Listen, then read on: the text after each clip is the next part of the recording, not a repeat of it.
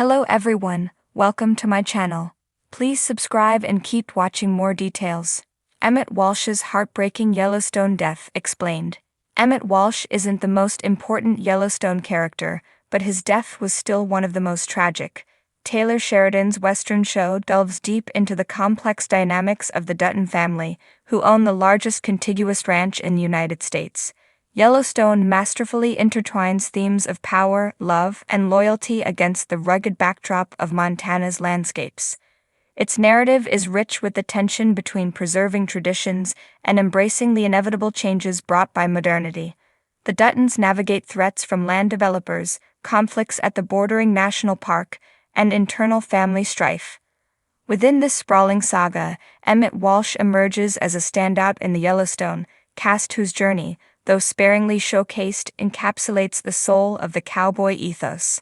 Portrayed by the venerable Buck Taylor, Walsh is introduced in the very first episode as the chairman of the Stock Growers Association and makes a poignant exit in Season 5, Episode 6, Cigarettes, Whiskey, a Meadow, and You. His character, while not central in screen time, is pivotal in spirit.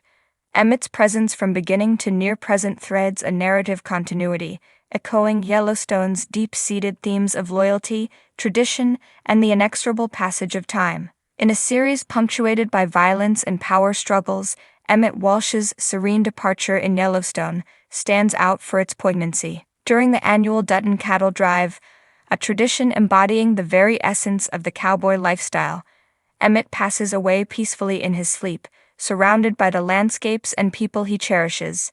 This manner of death, almost unheard of amidst the show's usual tumult, signifies a profound moment of tranquility and fulfillment. John Dutton's reflection, "He just died on the trail, like every cowboy dreams it," delivered by Kevin Costner with a blend of sadness and reverence, underscores the significance of Emmett's passing.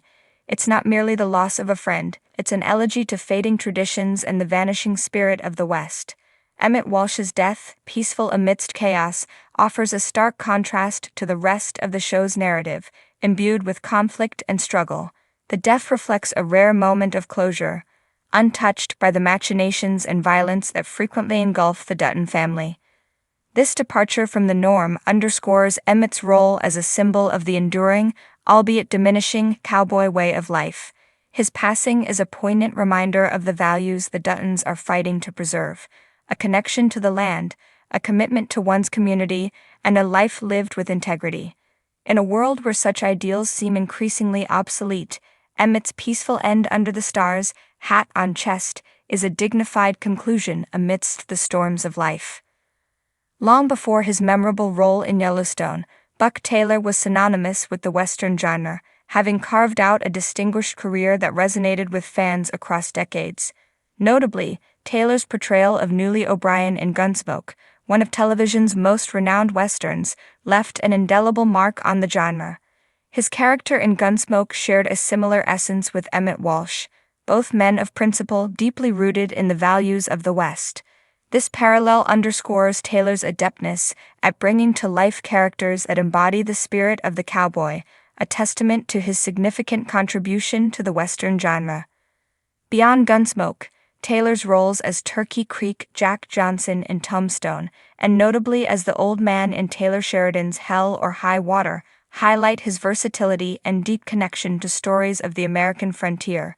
His involvement in Hell or High Water, another Sheridan project, further cements the actor's pivotal place within narratives exploring themes of loyalty, justice, and survival in a changing America.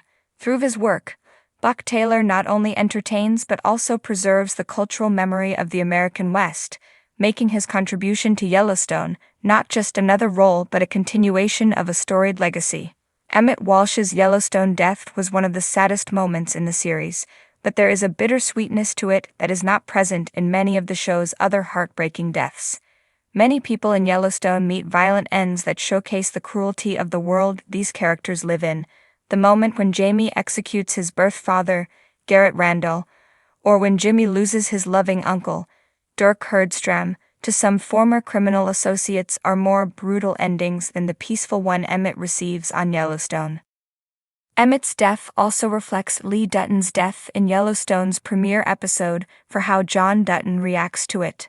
While Lee is shot and killed in his final moments, John takes his son's body to a special place on their ranch and sits embracing him. It seems as though John finds some solace in saying goodbye to his loved one in a place like this, which also reflects how he refuses to be sad about Emmett dying on the trail. Ultimately, the real heartbreak in Emmett's death comes not from how he died, but the reaction of others to his death. His wife's sorrow when John tells her the news is very emotional, as it reflects the harrowing reality of someone being confronted with losing a loved one. This is something explored in Yellowstone's final season, with 2 significant character deaths. John Dutton's assassination kicks off the season, with Beth and Casey's reaction to it being the emotional through line in the final episodes of the series. However, it is another death that caught audiences off guard the most. Yellowstone ranch hand Colby Mayfield was killed in the final episodes after being kicked by a horse while saving Carter. It was a sudden moment, but the reaction from his girlfriend Teeter was the most devastating moment of the final season and solidified it as one of Yellowstone's most heartbreaking deaths. As stated before, Emmett Walsh was not a hugely important character on Yellowstone, but his death inadvertently led to one of the biggest moments in the series. The first half of Season 5 of Yellowstone comes to an end when John Dutton returns from his herding and delivers the news of Emmett's death to his wife. The television cameras are there to capture the moment, further strengthening John's reputation as a politician who cares about the people. When Jamie and Sarah Atwood see this moment on television, they comment on how John will be nearly impossible to defeat in an election, which leads to Sarah suggesting that John's assassination would help prevent that.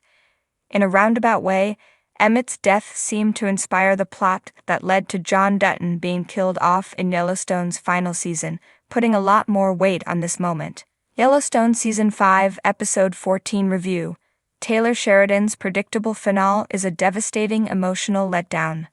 Although the future of Yellowstone remains unclear following the airing of Life is a Promise, it's clear the Season 5 finale is designed to act as a series finale, but it fails to achieve all the great qualities of one. Taylor Sheridan's TV show seemingly ends with conclusions to most of the characters' stories, which is a good thing at first glance. Under the surface, though, each development in Yellowstone Season 5, Episode 14 lacks surprise and impact, making the hour quite forgettable despite its perceived significance to not only the neo-Western drama series, but also to TV history. Since its 2018 premiere, Yellowstone has taken television by storm.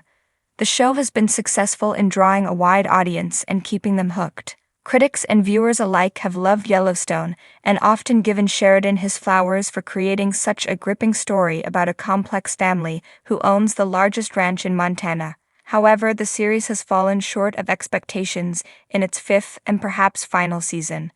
Yellowstone Season 6 might still happen, giving Sheridan a chance to fix his mistakes. For now, though, the show ends on a disappointing note. Following the painfully uneventful Yellowstone Season 5, Episode 13, many had the same predictions regarding what would happen in the final. Beth was going to kill Jamie, Rip would dispose of his body, and Case would sell the ranch to Chief Rainwater and the Broken Rock Reservation.